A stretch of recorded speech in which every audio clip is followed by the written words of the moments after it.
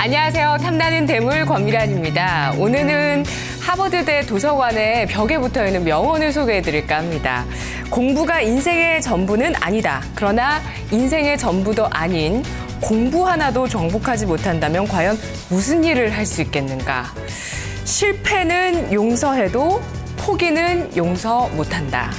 불가능이란 노력하지 않는 자의 변명이다. 인간의 정신과 육체는 쓰면 쓸수록 강해진다.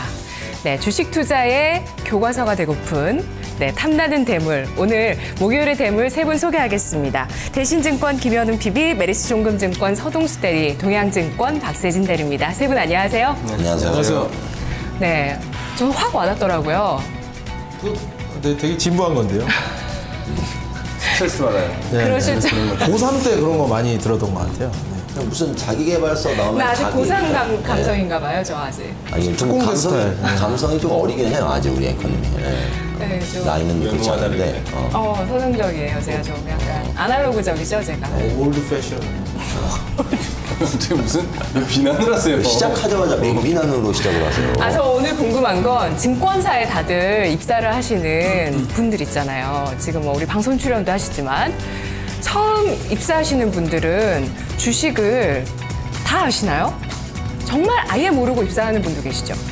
그럼요. 그런 분들은 어떻게 공부하세요, 주식을?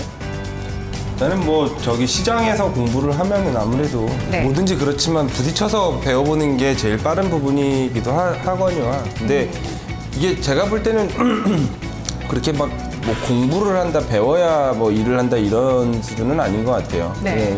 이제 어느 정도 시장에서 근무할 수 있는 역할들이 다 있기 때문에 다 주어진 환경에 따라서 다 다른 것 같습니다. 하다 보면 되는군요. 그게 이제 우리끼리 얘기를 하는데 수업료를 꼭 한 번은 지출해야 됩니다. 그게 이제 몇 천만 원이 될지 몇 억이 될지 그건 지금 방송상이기 때문에 좀 말씀드리긴 좀 그런데 예. 일단 저희도 하다가 손해가 나면 장난 아닌 눈빛으로 이제 기업을 분석하기 시작하죠. 이 수익이 날 때는 회사에 대해서 그렇게 깊이 관여하지 않아요, 사실. 근데 진짜 손해가 나기 시작하면은 회사 탐방을 가보고 직접 가보기도 본격적으로 하시고 그렇게 주식 활동을 본격적으로 깊이가 갑자기 그런 깊어지죠. 과정을 거쳐서 지금같이 그렇죠. 훌륭한 되신 거죠, 훌륭한 매니저가. 알겠습니다. 김현웅 PB님. 네. 주변에 증권사에 입사했을 때 진짜 아무것도 모르고 입사하시는 분들 네, 있어요. 주식 잘하고 싶은데 어떻게 해야 되나요? 이러면 뭐라고 조언하세요? 글쎄요, 저도 주식을 별로 잘 못하는 것 같아요. 그분한테 조언을 할 자격인지 모르겠지만 일단 사실 그런 것 같아요. 처음에 저도 이제 예전에 이제 실전 투자대회 대학생 때부터 나오고 그런 출신이거든요. 근데 주식을 좀 했다고 들어온 거랑 하나도 공부 안 하고 들어온 거랑 큰 차이가 없어요.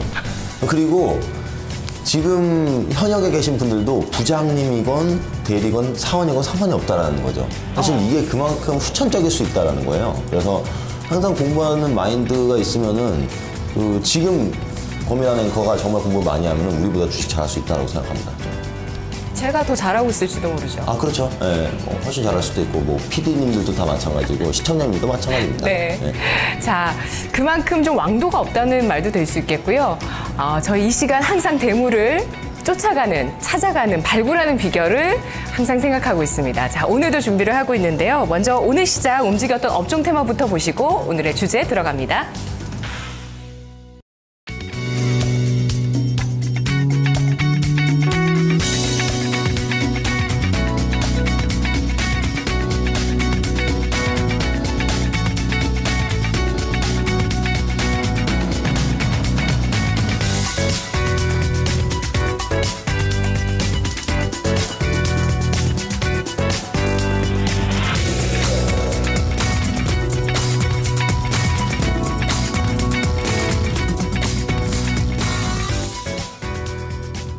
정부가 결국 국제통화기금 IMF에 구제 금융을 신청하기로 했습니다.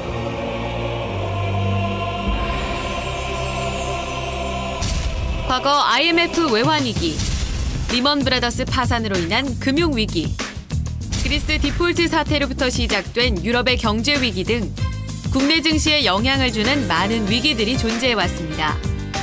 하지만 위기와 불황에 증시가 무너져 내려도 버텨내는 위기에 강한 종목들도 있습니다. 지지부진한 시장 속에서 위기에 강한 종목이 되기 위해 전문가들은 몇 가지 조건을 강조하고 있습니다. 우선 첫 번째는 시장에서 차지하는 점유율과 실적의 안정성입니다. 두 번째는 기업의 성장성, 즉 미래 가치를 보라고 이야기하는데요. 주식은 꿈을 먹고 자라기 때문에 성장성이나 테마가 있다는 말은 결국 기업에 대한 기대감으로 연결되고 곧 그 기대감은 주가를 끌어올리는 원동력으로 작용합니다. 마지막 세 번째로는 수급을 강조하는데요. 수급이 좋다는 것은 전체적인 거래 흐름이 긍정적이라는 의미로 전체적인 패턴이나 거래량이 양호하다면 수급이 좋다고 볼 수 있습니다.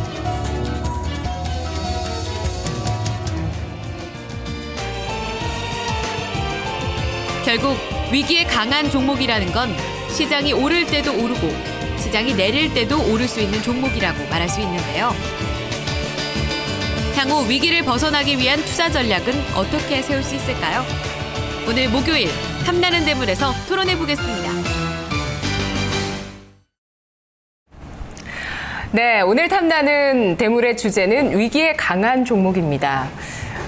위기에 강한 종목, 어떤 종목이 그런 요건을 가지고 있을지 오늘 한번 살펴보도록 하겠습니다.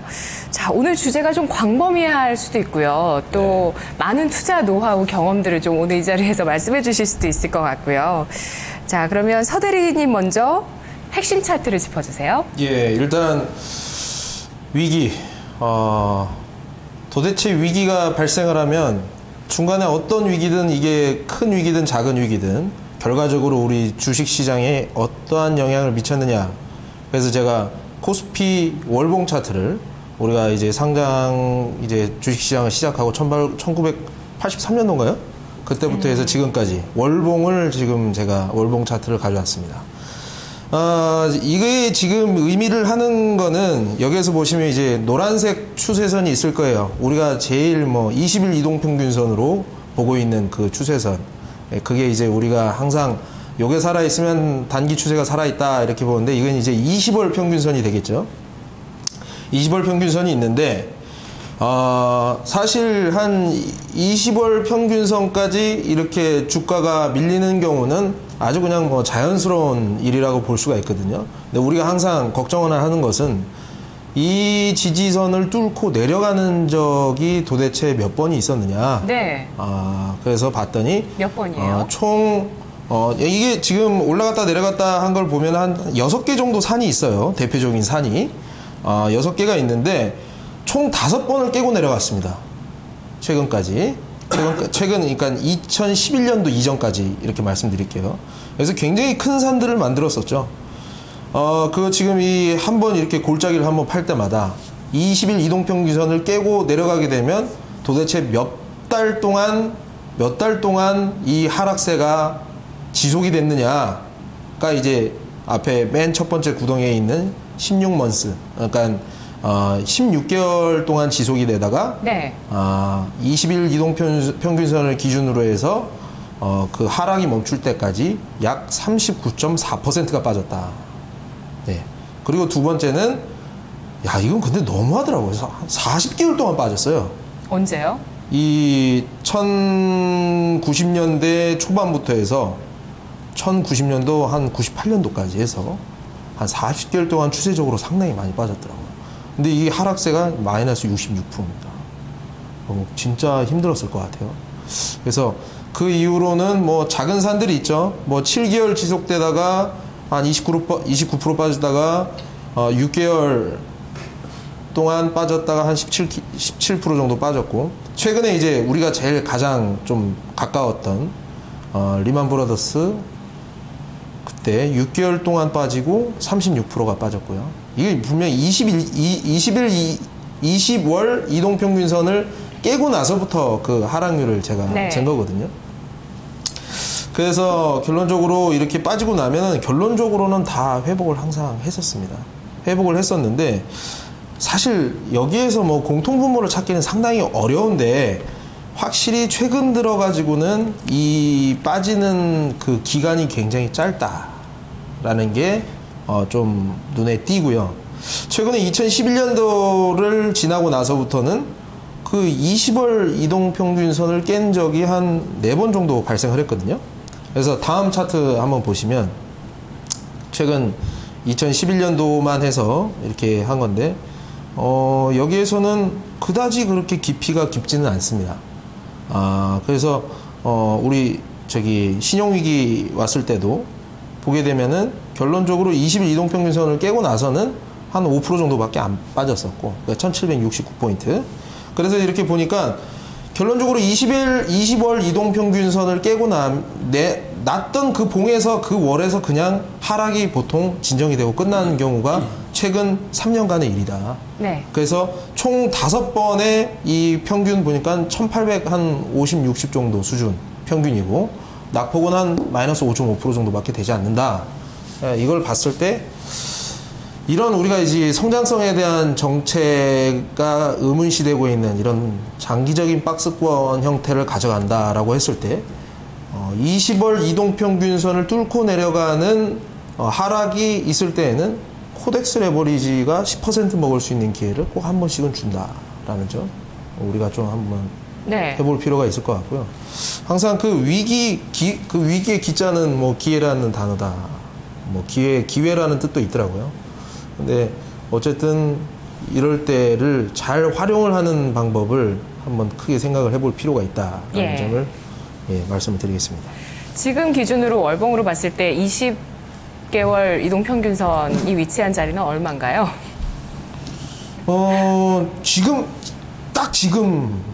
지금이에요. 지금요? 포인트, 1970? 여기서 아직 조금 미친데요. 한 1970, 80 정도 레벨. 7, 80 정도? 그게 그래서 PBR 어떻게 보면, 100이기도 하고요. 장기적으로 봤을 때 여기에서 이 크게 한번 빠지는 것도 전혀 어색한 차트는 아니다. 여기서. 이 분명히 그래서 오늘의 주제를 위기로 가지고 오셨군요. 2011년도 이전에는 20월 이동평균선을 빼고 나서부터 30%에서 최소한 15%에서 많게는 60%까지 빠졌었는데 지금 벌써 5번 터치를 했단 말이죠. 2011년이 지나고 나서부터. 그런데도 크게 한 번도 빠지지는 않았습니다. 또 이렇게 한 번 빠져도 이상하지 않다라고도 생각을 할 수 있지만 그냥 제 가격을 확실히 받고 있구나. 이 낙폭하고 변동성 자체가 굉장히 많이 줄어들었다라는 점에서 그냥 제 가격이다. 여기서 뭔가 프리미엄을 받으면 진짜 크게 힘을 받고 올라갈 수도 있겠다라는 생각도 좀 들고요. 그때 한 40개월 연이어서 내렸다는 그 시기는 IMF 때인가요?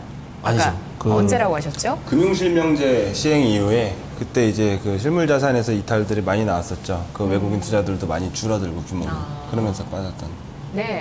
자, 오늘 그러면은 박세진 대리님은 어떤 차트 핵심이라고 보시죠? 사실 저는 이게 오늘 주제는 서동수 대리님이 직접 이제 제안을 해서 만들어주신 주제인데 시장에 대해서 약간 마크 파보적인 견해가 갑자기 생기신 건가요? 왜 오늘 특별히 이제 위기에 대해서 한번 다뤄보자라고 말씀을 주셨던 이유가? 저는 항상 저희 증권시장에서 위기에 직면하고 있는 것 같습니다. 매일이 위기인가요? 매일 위기고. 요새 좀 어렵긴 했어요. 너무 어려웠고 사실 요즘엔 우리 뭐 지수를 쫓아가지 트래킹 에러 수준이 아니라 어쨌든 쫓아가지 못하는 장이 많이 발생을 했었던 것 같아요. 그래서 이분이 우리 오늘장 탑10이란 코너에서 이번 달 들어서 게임빌 컴투스 해가지고 수익률이 막 30% 나셨던 분이신데 또 이러시네요.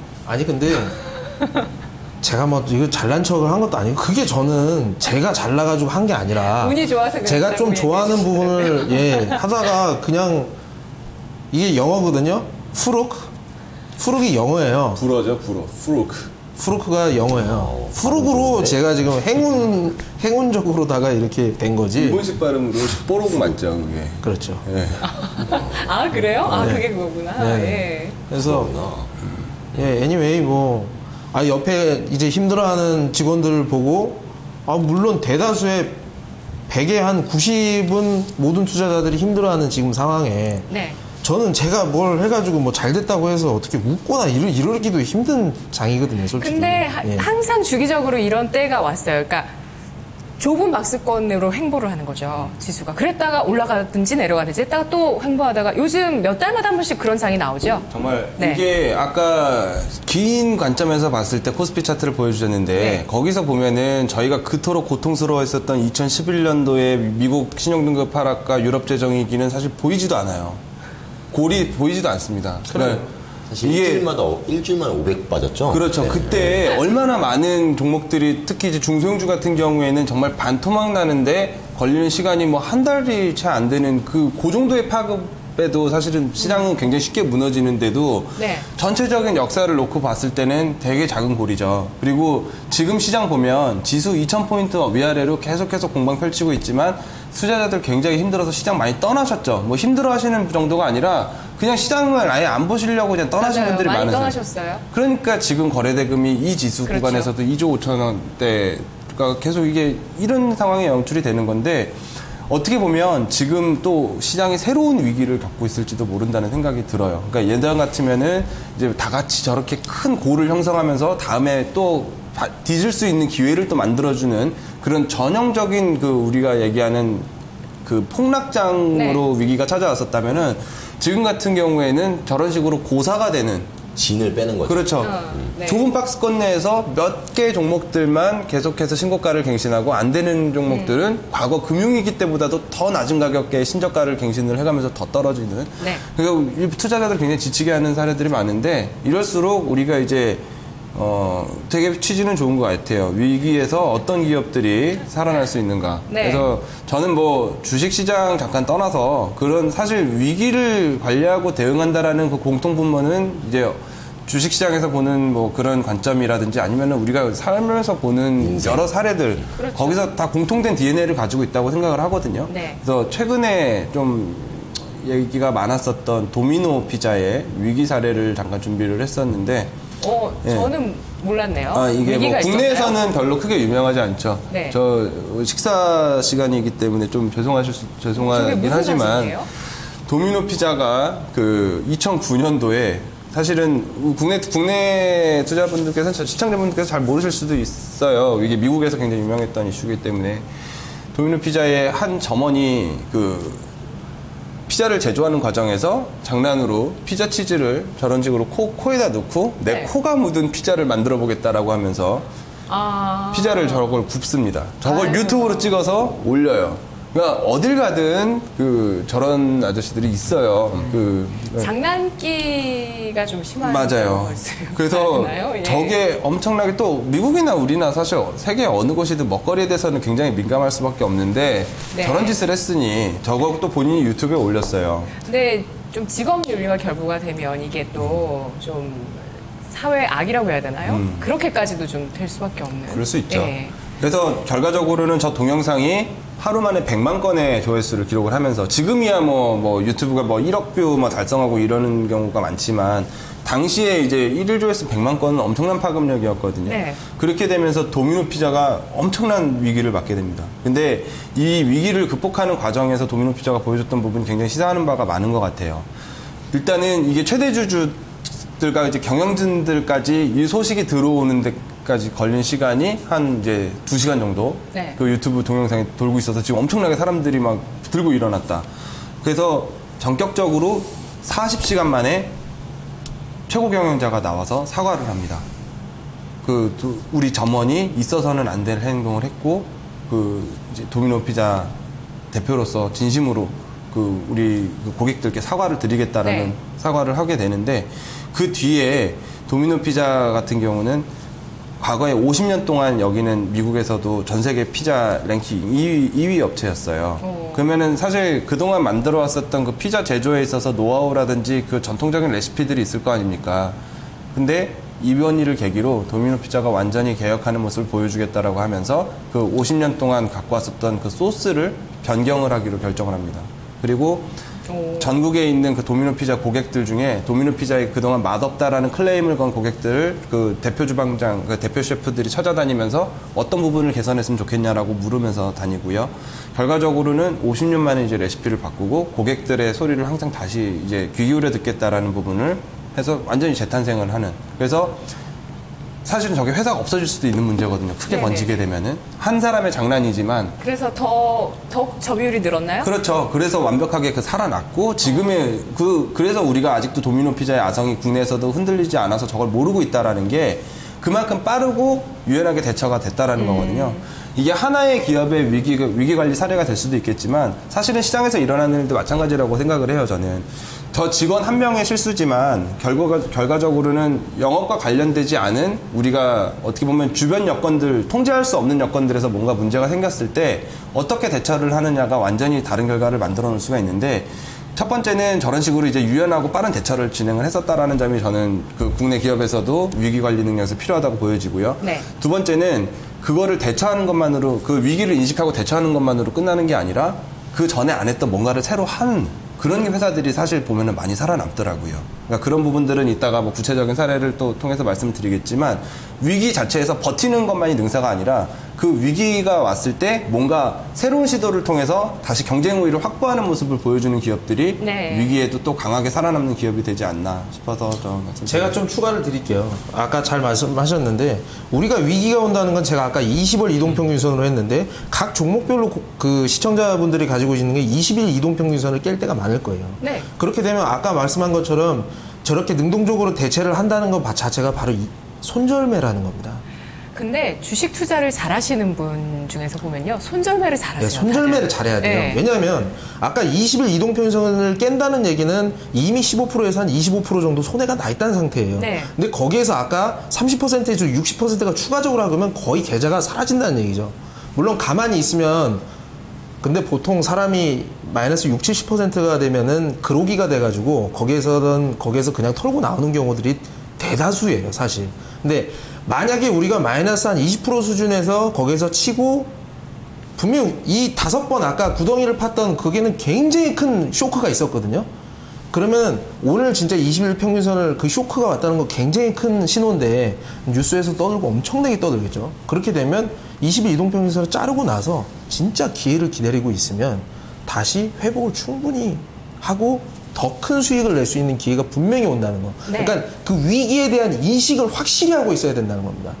그 아까 위기에 대한 인식을, 이게 완전히 우리 도미노 피자를 날려버릴 수도 있었다는 것을 확실히 인식을 했기 때문에 능동적으로 손절을 하고 내가 잘못했습니다. 그리고 기다린 다음에 많은 곳을 고쳐가지고 결론적으로는 좋은 타이밍에서 다시 올라왔던 것처럼 네. 우리가 그런 손절매라든가 위기에 대한 인식을 항상 하고 있어야 된다.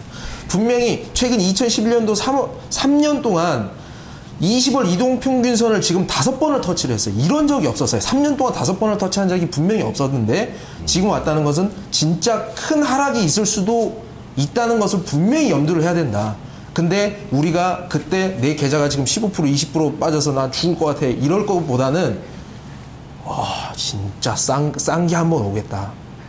내가 오늘 불어나지만 한 수 네. 놓지만 다음에 진짜 크게 한번 할 수 있다라는 것을 항상 생각해야 된다. 이 시점 현 주식시장에서 가장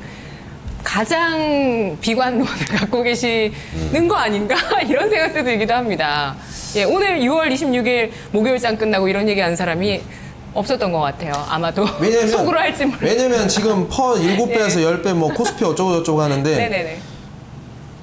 가치주들 있잖아요. 성장성 없고 돈 캐시카우는 있는데 시장에서 어떻게 평가하면 퍼 2배, 3배로 인정을 받아요. 성장성이 인정이 되기 전까지. 그러면 코스피가 1000이 될 수도 있다는 얘기거든요, 사실.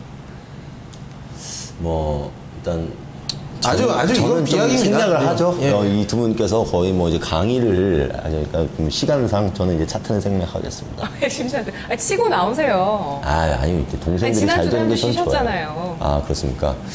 빨리빨리 치고 나오세요. 일단 그럼 차트만 저는 간단하게 좀 말씀드릴게요. 네. 서동수 대리님은 좀 이렇게 좀 적당히 좀 이제 하시고, 세진 대리님도 좀 줄여주세요. 이 차트를 지금 들고 나왔는데 우리 셋이 토론하는 게 다 똑같은 거 아닙니까? 결국 위기가 네. 기회를 만들 것이고 그 기회가 되는 종목이 있을 것이다. 차별화되는 종목도 있을 것이고 그걸 찾자라는 게 목적이라서 네. 저는 그냥 경험 있었던 거를 그냥 아예 좀 그려서 갖고 나왔어요. 그러니까 금융 위기 때 말고 그 이후에 이제 그 유럽 재정 위기 때 신용등급 강등 때 그때의 사건이었는데 그때 이제 8월 9월에 이제 딱 단 이제 2달 만에 500포인트가 폭락했었잖아요. 근데 그때 당시에 이제 안랩 같은 종목, 그때 당시에 안철수 연구소였거든요. 이 안철수 연구소가 한 이 정도 구간까지 올랐던 이유는 이 안철수 씨가 이제 어떤 대선 후보로 들어가서 테마를 탄 게 아니었습니다.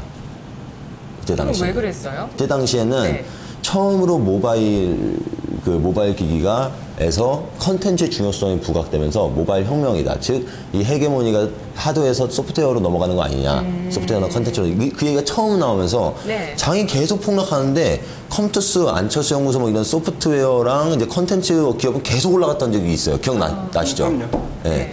그런 걸 찾자라는 얘기죠. 위기에 강한 종목. 그래서 우리 주제가 위기에 강한 종목이잖아요. 근데 이거는 과거형이고 이거를 우리가 오늘 찾아드리는 것이 저희 목적입니다. 자, 그러면 진짜 국내 증시를 위기에 빠뜨렸던 여러 가지 사례들 간단하게 한번 살펴보도록 할게요.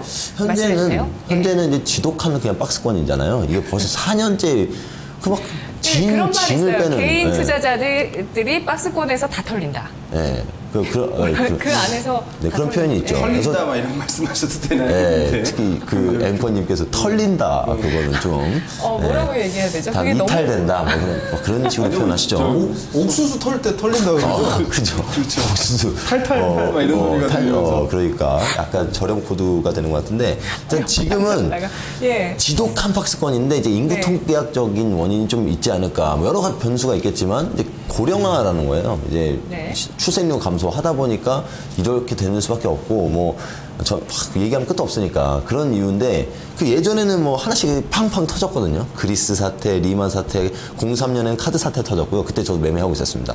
그리고 이 새로운 기술 이후에 새로운 기술이 이제 망하는 어떤 원인이 됐던 게 이제 긴축, 그리고 그때 버블이 긴축이 나오면서 엄청나게 해소됐었거든요. 그때 호민스 2000년이요? 그렇죠. 그리고 외환위기는 이제 97년 때 왔었고요. 07년 잘못 썼네요. 97년 때 이제 외환위기가 났고 이럴 때마다 사실 그 홈리스가 진짜 많이 생기면서 우리나라도 굉장히 그런 위기를 겪었는데 그때 부자가 된 사람들이 있거든요. 그런 걸 이용해서 뭐 땅이든 뭐 부동산이든 그러니까 우리가 오늘 그런 걸 꼭 찾아드려야 되겠습니다. 네. 진짜 찾고 싶어요. 그럼. 네, 찾아야죠. 지금같이 그 지독한 박스권에서도 뭔가 먹을 게 있을 수도 있습니다. 일본의 예를 저희가 잘 들어볼 필요가 있겠습니다. 네. 어떤 예요? 일본의 예로는 이제 일본이 잃어버린 20년이 왔잖아요. 20년 동안 걔네들은 빠지고 진짜 어땠겠어요, 투자자들이. 20년 동안 장이 빠지는데 90년 초반에 이제 피크를 찍고 전 세계 기업을 지배를 하던 시대를 벗어나서 20년 내내 지금 장이 빠졌잖아요. 근데 거기서 승자 독식한 기업이 있다니까요. 계속 오른 주가가 있어요. 다케다 제약 같이. 제약사네요. 네, 제약사죠. 뭐 고령화 관련해서 뭐 여러 가지 이유가 있었겠지만 그런 종목을 우리가 찾아야 됩니다. 즉 어떤 트렌드라든지 메가트렌드라든지 슈퍼사이클을 계속 보는 거죠. 그런 부분을. 자, 선홍수 대리님. 국내 증시가 위기에 빠졌던 사례 어떤 포인트 주시겠어요? 그러니까 이게 저는 그 투자를 하시는 분들의 입장에서 계좌단에서 저는 지금 얘기를 하고 싶어요. 솔직히 이게 그 리만 브로더스건 신용위기 강등이든 이게 제가 봤을 때 별로 중요한 것 같진 않아요. 그냥 투자를 하는 사람 직접 진짜 위기를 인식을 해야 된다. 과거 경험과 현재와의 대조. 이게 진짜 제가 봤을 때 큰 위기 중에 하나인 것 같아요. 왜냐면 내가 옛날에 무슨 중공업을 50만 원까지 갔는데 지금 이거 10몇만 원인데 이거 너무 싸지 않느냐. 이런 식의 투자를 대부분의 개인 투자자들이 진짜 돈을 많이 가지고 하시는 우리 장년층 분들, 투자자분들이 그걸 아직도 너무 많이 하세요. 그게 굉장한 위기라고 좀 봅니다. 왜냐면 제가 항상 얘기드리지만 성장기를 넘어 성숙기를 넘어 제가 봤을 때 우리 이제 산업은 노년기를 가고 있는 산업들이 굉장히 많은데 아직도 거기에서 벗어나질 못하는 거예요. 내 과거의 경험에서. 그걸 철저하게 없애라. 내가 과거에 이거를 투자해서 얼마를 먹었기 때문에 지금 이 가격이면 다시 그걸 먹을 수 있다. 이걸 철저하게 없애야 된다는 게 제 생각이고요. 둘째, 위기에 대한 인식이 없다는 게 굉장히 큰 문제예요. 아까 손절을 칠 줄 알아야 돼요. 마이너스 15, 20%를 치고 나면 분명히 그때는 리만 브라더스라든가 IMF라든가 이런 엄청난 쇼크가 있다는 게 뉴스에 터져 나오고 있어요, 분명히. 그럼 그때 자르게 나면 다음에 위기 인식을 진짜 하고 있으면 기회를 잡을 수 있다. 이걸 항상 생각해야 된다. 고점을 항상 치고 나고 다우존스가 항상 고점을 치다가 한순간에 6개월 만에 반토막이 나고 항상 이렇게 되거든요. 그렇기 때문에 이 위기를 항상 인식해야 된다. 대형 악재가 있을 때 대형 펀더멘탈, 우리 영업이익이 우리 회사 코스피 상장사 전체 영업이익이 100조가 됐는데 내년에 50조가 될 만한 일이 있다. 그러면은 15% 20%에서 무조건 쳐야 된다.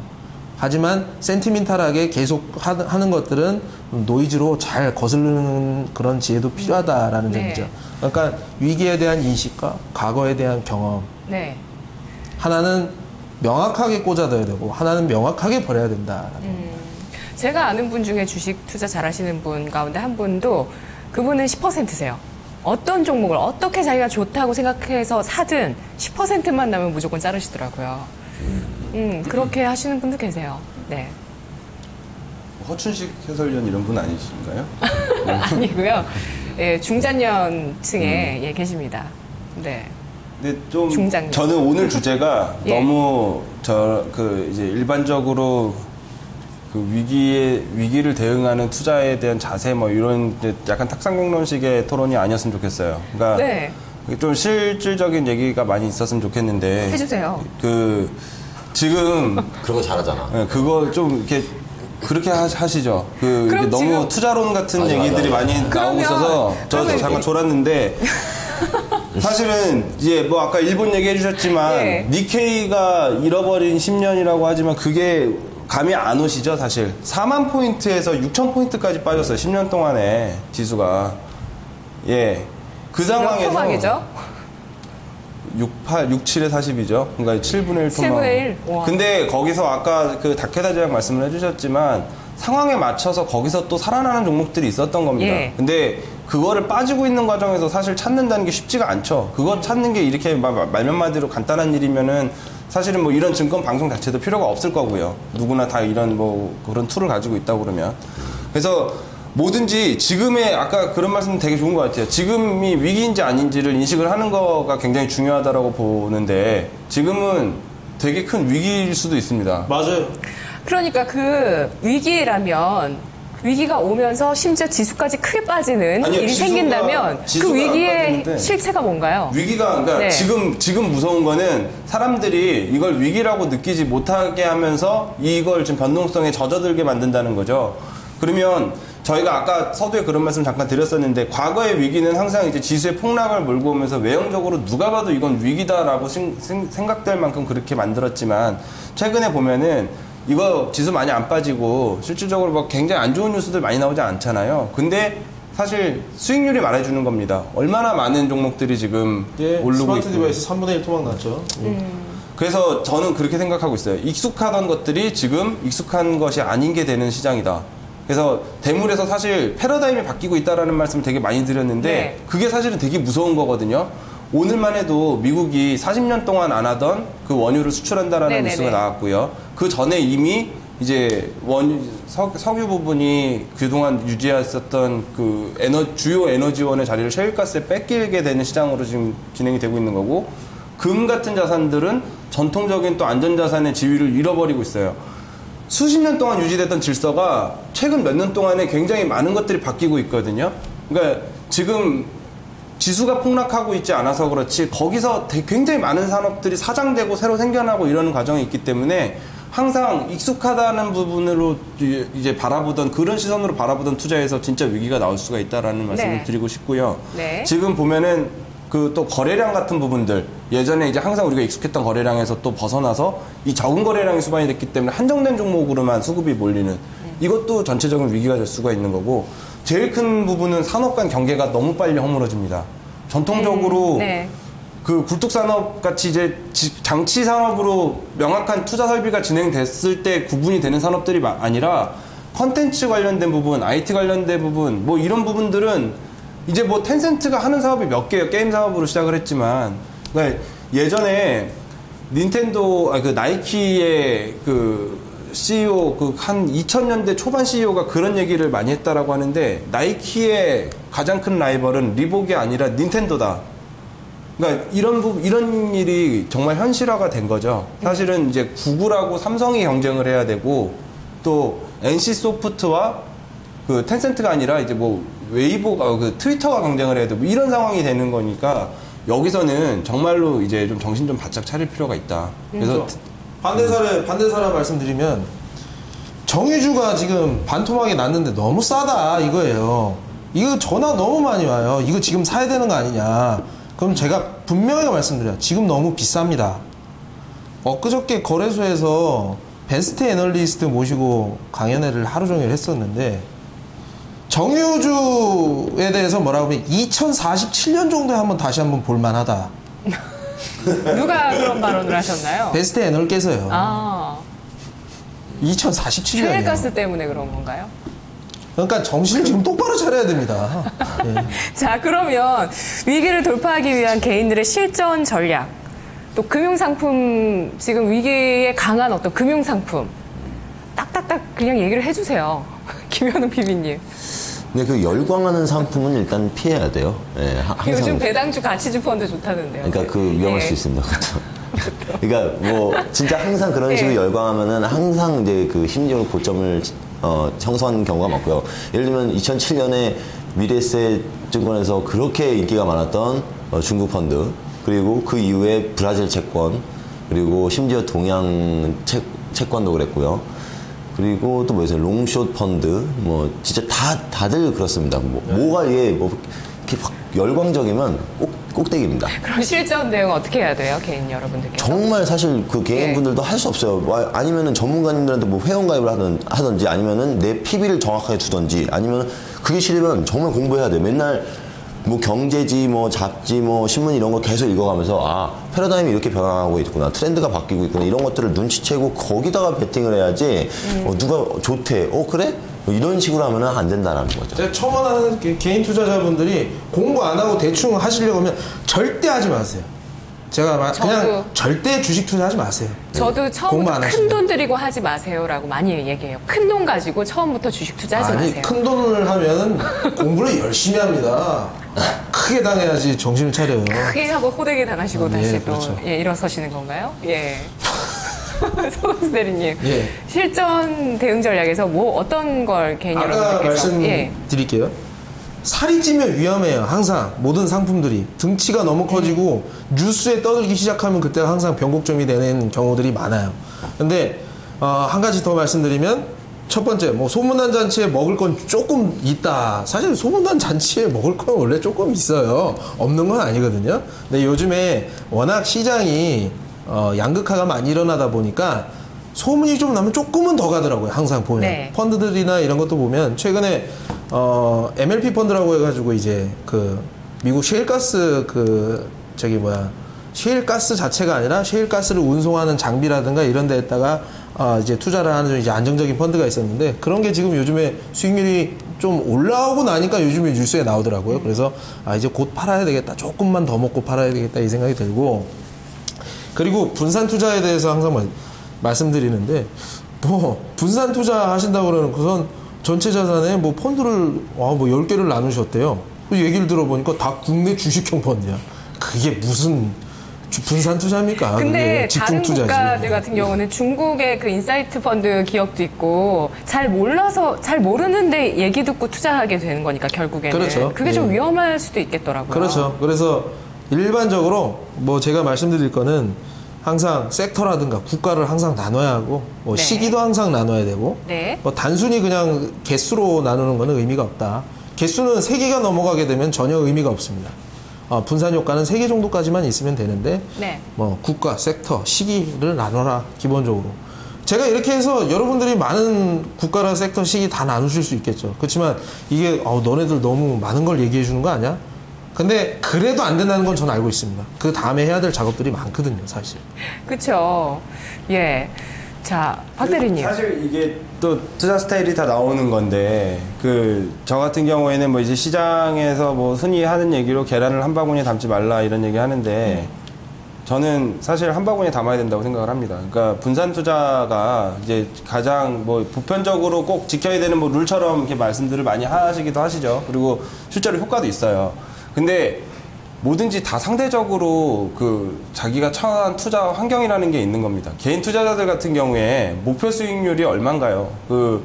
진짜로 시장금리 플러스 알파를 노리고서는 리스크 있는 자산에 투자를 할 필요가 있으신가요? 저는 항상 그게 일하면서도 궁금한데, 예를 들어서 뭐 이제 보통 금융자산 한 1억 정도를 가지고 계신 분이 은행에 예금하면은 만약에 2.5%의 금리를 받아서 1년에 250만 원을 버신다고 쳐요. 근데 이거를 막 이제 각 국가별, 뭐 이렇게 섹터별 분산 투자를 해서 나는 시장보다 플러스한 그 2.5%보다 한 2%를 더 벌 수 있겠다. 네. 왜냐면은 분산 투자를 해놓으면은 상쇄가 되겠죠. 올라가는 쪽에서 빠지는 네. 쪽도 있을 거니까. 그래서 4.5%를 받아서 450만 원을 버시겠다. 그게 의미가 있습니까? 그러니까 200만 원이 의미가 없다라는 게 아니라 적어도 나는 뭔가를 더 벌기 위해서 리스크를 부담을 하잖아요. 근데 거기서 그 목표 수익률, 그거는 제가 볼 때는 매니저들한테나 해당되는 얘기거든요. 그러니까 개인분들은요? 개인분들은 그래서 제가 볼 때는 수익률을 상쇄시키는 그거를 이렇게 물론 그게 안전하기도 하겠지만 그거보다 자기가 잘 아는 분야에 대해서 시간을 분산하는 게 맞다라고 보여요. 아까 뭐 시간 분산에 대한 말씀도 같이 해주셨는데 항상 투자를 해야 되는 주체는 매니저밖에 없어요. 펀드 매니저밖에. 근데 보면은 항상 펀드를 가지고 계시고 항상 뭔가 주식을 하고 계시고 항상 ELS를 하고 계시고 뭔가 금융상품이 항상 있어요, 계좌에. 어떨 때는 예금만 하고 있어야 될 때도 있는 겁니다. 사실 뭐 증권회사 직원으로서 이런 말씀 드리면은 뭐 쫓겨날 수도 있겠지만 항상 주식을 갖고 있을 필요가 전혀 없어요. 네네네. 그리고 이 섹터 저 섹터 돌아다니다가 하다 보면은 자기가 모르는 분야에서는 분명히 이제 대응이 안 되는 부분이 있거든요. 예를 들어서 나는 통신만 한다. 통신주가 되는 시장까지만 기다리고 그 되는 시장에서만 벌면 되는 거고. 그러니까 그런 식으로 개인 투자자들 관심 섹터가 어떤 쪽이세요? 저는 IT죠. 예, 계속 IT였어요. 그래서 만약에 지금 IT가 좀 어려운 시장이 된다고 그러면 저는 주식시장에서 사실은 다른 쪽이 아무리 잘 된다고 그래도 조금 떠나 있을 생각도 하고 있습니다. 제가 이길 수 없는 시장에서 이것저것 다 문어발처럼 걸쳐놓고서는 절대로 저는 이길 자신이 없거든요. 네. 김현웅 PB님. 네. 자, 그러면 현재 상황에서 위기에 강한 종목, 가장 중요한 조건은 뭘까요? 실적입니다. 이상입니다. 네. 실적. 네. 강렬하시네요. 어떻게 생각하세요? 네. 결국 믿을 수 있는 건 실적뿐. 허탈해지는데요? 네. 그럼 종목 좀 뽑아주세요. 근데 실적이 가장 네. 중요하지만 저희가 이제 실적은 항상 이제 후행적으로 확인을 할 수가 있고 그 이제 위기가 진행되는 상황에서는 사실은 뭐 실적이 나중에 되살아났기 때문에 실적이 믿을 수 있다라는 거지 어려울 때는 또 같이 어려워지는 게 또 실적이거든요. 그럼 거기서는 또 어떻게 구분을 해야 될까요? 저희가 실적을 만약에 뭔가 실적이라고 제가 한마디로 너무 깔끔하게 정리해서 그렇다고 실적이 폭발적으로 좋은 회사에 투자하냐 이게 아니고 그럼요. 근데 실적이 어느 정도 좋아질 것인가 그리고 지속 가능성이 있느냐 이런 걸 항상 뭐 다 아는 얘기잖아요. 근데 그걸 굳이 뭐 제가 이제 탁상 하듯이 뭐 교수처럼 설명할 필요는 없다고 생각합니다. 네. 실적. 저 아까 기업의 펀더멘탈 자체라 바로 이제 뭐 바꾸면은 실적이라는 얘기인데 실적을 볼 때 우리가 이제 양적으로 숫자로 봐야 될 거는 일단 앞으로 포텐셜이 어떻게 되느냐, 앞으로 성장 가능성이 있느냐. 우리가 하고 있는 게 과연 시장에서 더 쟤네들보다 커지는 시장에서 좀 더 가져와가지고 우리가 시장 지배력을 더 가져가면서 올라갈 수 있느냐. 그래서 말 그대로 영업이익이 올해 100억이면 내년에 150억이 되고 그 다음에는 300억이 되고 예를 들면 어떤 종목과 섹터가 있을까요? 모바일 게임주. 모바일 게임주는 아니고 게임빌 컴투스만 지금 그 구도로 가고 있는 상태고 예. 네. 뭐 다른 것도 분명히 있을 거예요. 제가 이제 보는 것만 그래서 그렇고 뭐 중국의 소비 엊그저께 얘기 들어보니까 호텔신라와 파라다이스는 아직 성장이 아직 많이 남아있다 이렇게 얘기를 하더라고요. 그래서 뭐 그런 쪽 그리고 단순히 그냥 늘어나는 것도 봐야 되겠지만 영업이익단에서도 분명히 회사가 몇 %를 가져가느냐 이것도 봐야 돼요. 기술의 척도를 저는 나타낸다고 봐요. 5% 4%는 CMA보다 조금 좀 더 좋은 기술 정도는 의미가 없다. CMA를 따따부을 정도 뭐 CMA 2.5%를 한 5% 10% 이렇게 아웃퍼폼을 하는 것 자체는 그 정도의 기술력을 가지고 있다는 증거가 됩니다. 근데 이 영업이익을 10%에서 20%로 늘릴 수 있다고 그러면 네. 매출이 2배가 되지 않더라도 영업이익이 회사가 벌어들이는 2배가 된다는 얘기거든요. 그런 종목 발견하셨어요? 많죠, 그런 거는. 예. OP마진이 늘어나는 쪽. 네. 지금 철저하게 OP마진이 줄어드는 쪽들이 지금 아까 말씀드린 아주 이제 애물단지에 가까운 종목들. 그렇거든요. 이제 거기에서 좀 더 우리가 좀 더 이제 이거는 우리 같은 유관기관 플레이어들이나 할 수 있는 거지만 정성적으로 경영자 마인드를 본다거나 지난주 재밌었어요. 노사관계라든가 근로자의 복지관계 이런 거를 보는 것 자체가 상당히 중요합니다, 사실. 네. 예, 그런 것들이 결론적으로 회사의 성장을 하는데 큰 이바지를 하기 때문입니다. 네. 아니, 저거 같아요. 투자론 같아, 투자론. 그러니까. 네. 근데 이게 백투더 베이직이에요. 뭐 되게 그런 관점에서 말씀 많이 해주시는 것 같아요. 근데 일단은 좀 생각을 해봐야 되는 게 위기에 강한 종목이 영업이익률이 좋은 막 이런 것도 중요하지만 반대로 이제 영업이익률이 안 좋아짐에도 불구하고 버티고 있다가 저번에 저희가 뭐 치킨 게임 했던 것처럼 네네네. 위기에 강하다는 거는 그거거든요. 산업이 어려워졌을 때 그거를 극복하고 이겨낼 수 있는 힘을 가진 종목들이기 때문에 잘 될 때 이 영업이익단이 확장되고 뭐 매출이 늘어나고 이거는 사실 위기에 강한 게 아니라 호황을 잘 타는 종목일 수도 있어요. 어떻게 보면. 왜냐면 제가 위기에 강한 종목이 뭐가 있을까 그러고서는 계속 고민을 하다가 과거 기사들을 검색을 해봤습니다. 근데 2008년도에 그 금융위기를 막 겪고서는 이제 막 탈출하려고 하는 시기예요. 2009년도 기사였는데 위기에 강한 종목 13선이라고 한양증권에서 레포트 나온 게 있더라고요. 네. 한번 보세요. 거기 지금도 잘 나가고 있는 회사가 몇 개가 있는지. 그러니까 왜냐하면 항상 시장은 지금 뭐예요? 거기 이제 뭐 IT 부품들 중에 뭐 슈프리마 뭐 이런 회사들하고 뭐 우전엔 한단 뭐 이런 회사들 많습니다. 그 거기서 유일하게 이제 좀 눈에 띄는 게 NHN하고 아모레퍼시픽이더라고요. MS 기준으로 해서.